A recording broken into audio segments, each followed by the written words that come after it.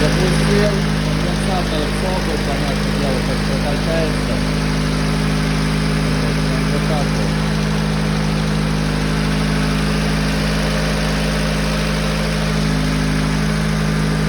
А так что? Цепь бабахнула, получается.